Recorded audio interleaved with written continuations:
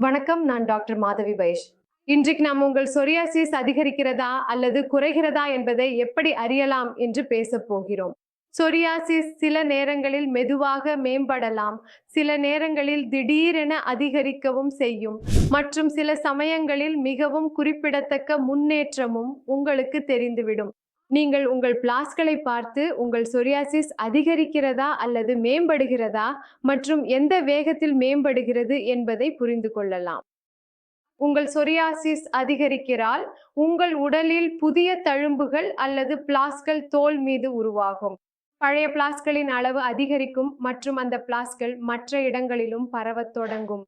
தோல் அதிகமாக உலர்ந்திருக்கலாம், சிவப்பாக இருக்கலாம், உருமாறி இருக்கலாம் மற்றும் உங்களுக்கு வீக்கம் கூட இருக்கலாம்.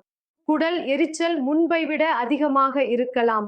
உருமாறிய தோல் முன்பை விட அதிகமாக தோன்றலாம். ஒட்டிக்கொண்ட உலர்ந்த தோல் முன்பை விட அதிகமாக விழத் தொடங்கலாம். நகங்களில் கூட கோடுகள், உயர்வுகள் அல்லது வெள்ளை புள்ளிகள் தோன்றலாம். ஒட்டும் வகை வெளியீடு கூட அதிகரிக்கலாம் மற்றும் இரத்தப்போக்கு கூட அதிகரிக்கலாம். இப்போது நம்ம பேச போகிறோம் சோரியாசிஸ் குறைந்து வருகிறது என்பதை எப்படி அறியலாம் என்று.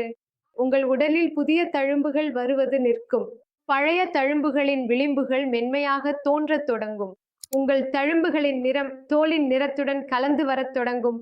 ஸ்கேலிங் என்றால் துகள்கள் விழுவது நிற்கும் அல்லது குறையும். உங்களுடைய அரிப்பு அல்லது எரிச்சல் முன்பை விட குறையும். தோலில் மென்மை மீண்டும் திரும்பத் தொடங்கும். முன்பு மிகவும் கடினமாக இருந்த தழும்புகள் மென்மையாக தோன்றலாம். மெதுவாக தழும்புகள் சுருங்கி நடுவில் தோலின் இயல்பான நிறம் தெரியத் தொடங்கும். இந்த எல்லா விஷயங்களும் உங்களுக்கு தெரிவிக்கும் உங்கள் சொரியாசிஸ் குறைந்து வருகிறது மற்றும் உங்கள் சிகிச்சை நன்றாக நடக்கிறது என்று.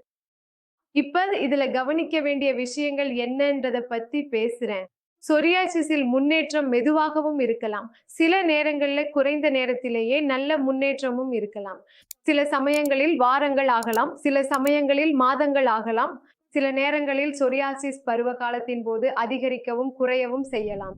உதாரணமாக குளிர்காலத்தில் சொரியாசிஸ் அதிகமாக இருக்கும், வெயில் காலத்தில் ஒப்பிடுகையில் குறைவாக இருக்கும்.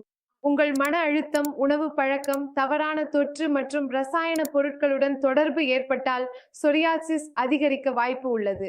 எனவே நீங்கள் இந்த எல்லா விஷயங்களிலிருந்தும் விலகி இருக்க வேண்டும் என்பதை நினைவில் வையுங்கள். நீங்கள் அல்லது உங்களுக்கு தெரிந்த யாராவது சொரியாசிஸ் போன்ற நீண்டகால நோயால் பாதிக்கப்பட்டிருந்தால் மற்றும் சொரியாசிஸிலிருந்து முழுமையாக விடுபட விரும்பினால் எங்களை தொடர்பு கொள்ளலாம். நன்றி.